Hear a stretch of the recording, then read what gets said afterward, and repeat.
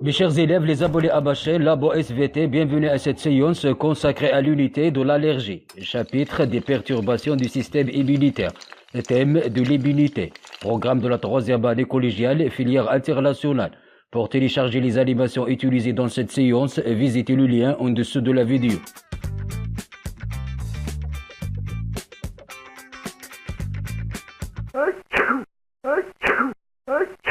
Mes chers élèves, vous connaissez bien que quelques personnes, en printemps, lorsqu'elles inspirent des graines de pollen, ils souffrent de l'éternuement, des larmes aux yeux, du toux, de l'asthme. Ce sont les symptômes de l'allergie. Ces personnes sont dites allergétiques. Et les graines de pollen sont leurs agents allergènes. Mes chers élèves, le système immunitaire chez ces personnes allergiques ne tolère pas avec aucun élément étranger, même s'il n'est pas néfaste pour le corps humain, comme les graines de pollen par exemple. Mes chers élèves, l'allergie donc est une réaction extrême du système immunitaire face aux agents allergènes. Alors, quels sont les divers agents allergènes et leurs effets allergétiques? Comment on réalise le test cutané allergétique? Comment se fait la réaction allergétique? Pour répondre à ces questions, on va réaliser les activités suivantes.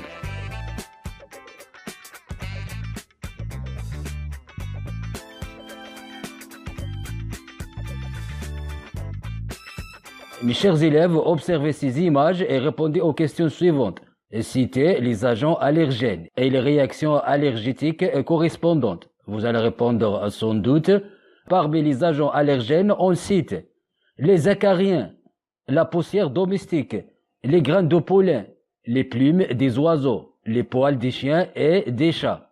Quelques aliments comme les poissons, les fraises, le lait. Quelques médicaments et des piqûres d'insectes. En ce qui concerne les réactions allergétiques, on cite l'asthme, l'inflammation des narines, l'inflammation des paupières, des œdèmes, l'eczéma, des démangeaisons et l'hypertension.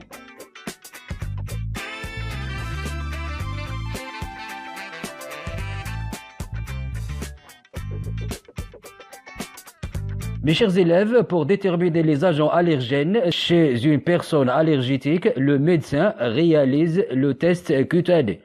Observez cette manipulation et répondez aux questions suivantes. Décrire comment on réalise le test cutané et quelles sont les réactions cutanées aux agents allergétiques. Mes chers élèves, vous allez répondre sans doute que pour réaliser un test cutané, on injecte sous la peau de petites quantités des extraits de divers agents allergènes. Et puis on observe les réactions inflammatoires cutanées. Mes chers élèves, l'agent allergène, c'est celui qui déclenche une large zone inflammatoire, comme on l'observe dans cette animation. Et maintenant, mes chers élèves, on va observer une préparation microscopique de la zone de l'inflammation allergique au microscope. Observez et répondez aux questions suivantes. Et qu'est-ce qu'on observe dans la zone inflammatoire allergique? Mes chers élèves, nous observons des mastocytes qui sont des globules blancs contenant des vésicules pleines d'histamine. Mes chers élèves, la libération de l'histamine dans le corps humain, comme les voies respiratoires, provoque la réaction allergétique.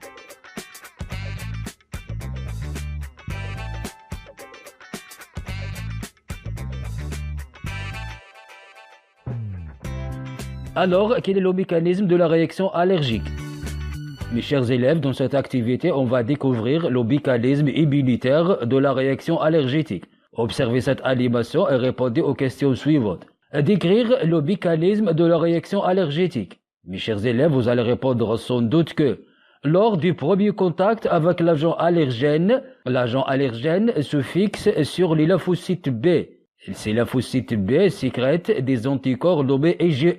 Les anticorps IgE se fixent sur les mastocytes et dans les mastocytes se forment des vésicules pleines d'histamine. Lors d'un deuxième contact avec l'agent allergène se fixe directement sur les mastocytes. Les mastocytes libèrent l'histamine dans les voies respiratoires par exemple, ce qui provoque la réaction allergétique.